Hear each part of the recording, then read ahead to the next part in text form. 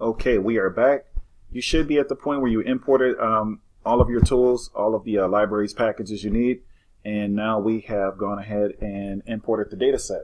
So next, I'm going to create, I'm going to create a data set variable, and what I'm going to do is operate on that data set so that I can select it.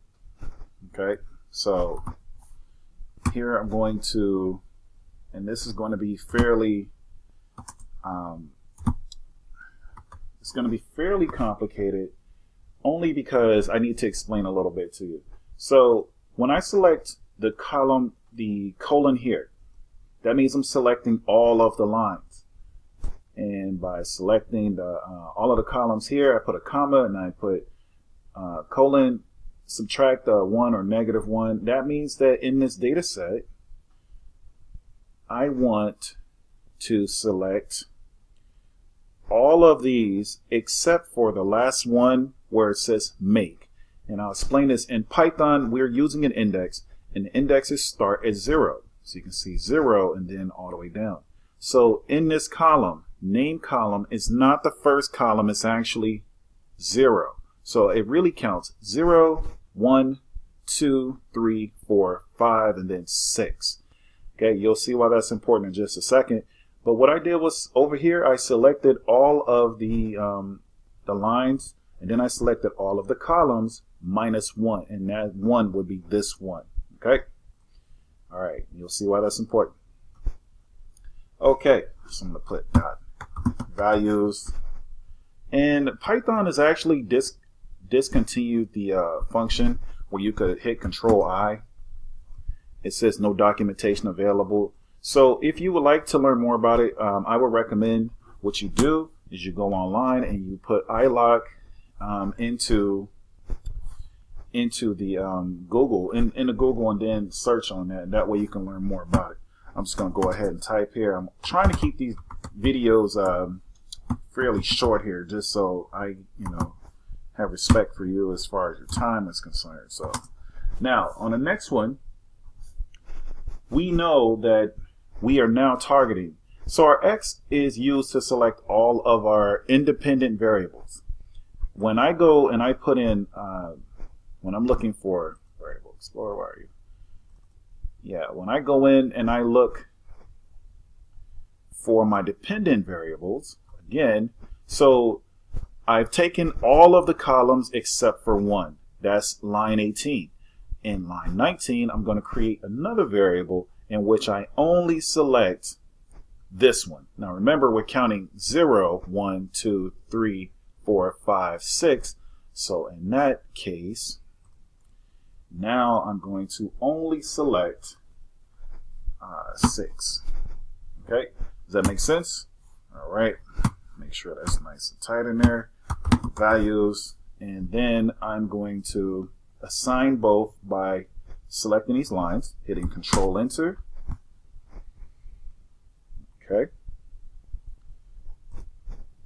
so it created them, and on the X object, let's take a look at it.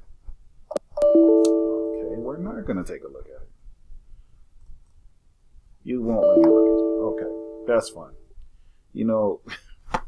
I am the least technical person in the world, I'll tell you that. All right, so let's do this.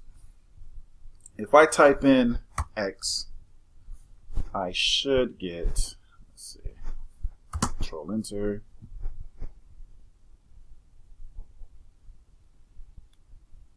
All right, maybe it is because I'm using that, which, let's see if it's capitalized. Did I capitalize it? God, I do stuff and I don't even realize it. So yeah, here's X. Shows our array, and it shows me 1, 2, 3, 4, 5, 6 columns minus the one here. Now I'm going to do the same thing. Just double checking my work a little bit, and I would advise you to do so instead of just typing a whole bunch of code and then figuring out later, oh wow, I made a mistake somewhere and I got to go back in and fix it. All right, so this seems to be, and this is a common mistake we'll see ourselves make. I'm kind of rushing through this, but So on that last column, we now have our yeses and our nos, makes or what have you. Okay. All right. So let's move on. Any questions at all? Feel free to email me or reach out with a question. I'm just going to go ahead. Okay. So we want to take care of missing data, right? Okay. So we are going to go to our packages and say from sklearn, I just spelled it right, sklearn, and then pre-processing import imputer. And I would show you this on a control I function, but I can't, and I'm not going to flip through pages because every time I do that, I end up a problem. My computer is not very fast, and I've got video editing stuff open. Okay, so let's go to imputer equals, and I'll explain all this. Imputer equals missing values underscore values equals, right? And it's gotta be strategy equals mean, and my axis usually by default is 0. I am going to Control Enter. Okay. All right. You know why that's saying that? Because I didn't select this one first. So Control Enter. Now, if I do it, Control Enter. I'm a psychic. I know it's going to work now. Okay. Okay. So it's not giving me any indication that it worked. Okay, whatever. Let's move on. Okay, and next I'm going to imputer. There it is. Imputer equals. You can see why I'm not jumping around. You see how slow my computer is. Imputer powder, right? Imputer dot fit. Let's go there. Let's put brackets in there, and what I need to do is I'm gonna fit. And this sounds, all this stuff sounds confusing as I don't know what, but I'm just trying to, oh look, the definition popped up for no reason. So you can see here, the definition, this is where we get our arguments from. It will say self, x, y, none. It's basically telling you what to put in here. And that was a really nice function that they took away. But anyway, I'm going to put here, I want all of the rows. And then I want the missing, the columns that are actually missing data.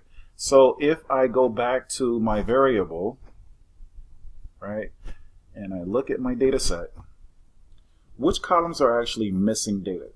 The columns that are missing data are 0, 1, 2, 3, and then 4 we have a nan, which is a missing variable, and then 5 you have there, and you would think I will put 4 and then colon and then 5, but actually when you're going to the other column, you want to put 1 ahead, which is called the upper bound. So instead of 5 here, I put 6 here, and it's weird, but that's how they do it. So I'm going to select this code, hit Control Enter. So it's telling me that my X is wrong. And I'm glad I'm doing this in real time so you understand. Don't get frustrated. There's always a solution to this stuff. So let's try with the capital X.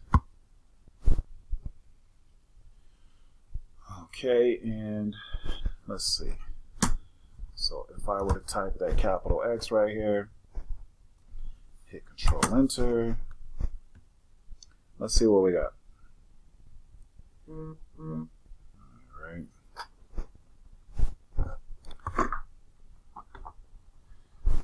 Okay, so we should have our values here and here. All right. Now we're going to transform the x value. I'm just going to go down just to make sure I did it right. I'm going to go down and I'm going to put, now what am I looking to do here? What I'm looking to do is take care of those missing values. So I'm going to say all of the rows, which I didn't put there. I want all of the rows, and then comma, and then columns 4 and 6, the ones that are missing the data. I'm going to set them equal to the imputer object I just created. So transform, I started wrong, and then I'm going to transform that value. So inside there, I know it seems a little bit redundant, but now it should be able 4, 6, and we're looking for transform here. Let's hit Control Enter. Okay. Now let's go down and type that big X and see what we have. Control Enter. And let's see what we have. Okay, looks like it worked.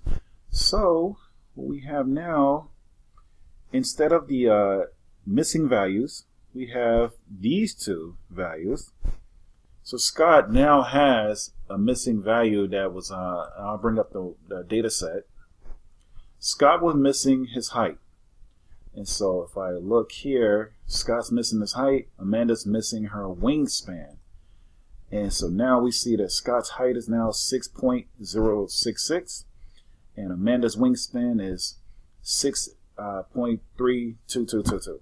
So if I were to go to my Excel spreadsheet, and this is us handling this in Python, and I'll put up another video real quick of us doing this in R. Okay, so let's just say I wanted to say average. Now I'm going to select these. I'm going to hit enter. I come up with that exact value that we were missing. And now I'm going to hit, let's spell average right. No, I did not, because I never do. All right, and then enter, and we come up with 6.3222. I'm sorry. All right, so we see that our values are correct. We see that we did it correctly in the video. Sorry for the long video. I've tried to speed through this as much as possible. If you have any questions, please reach out.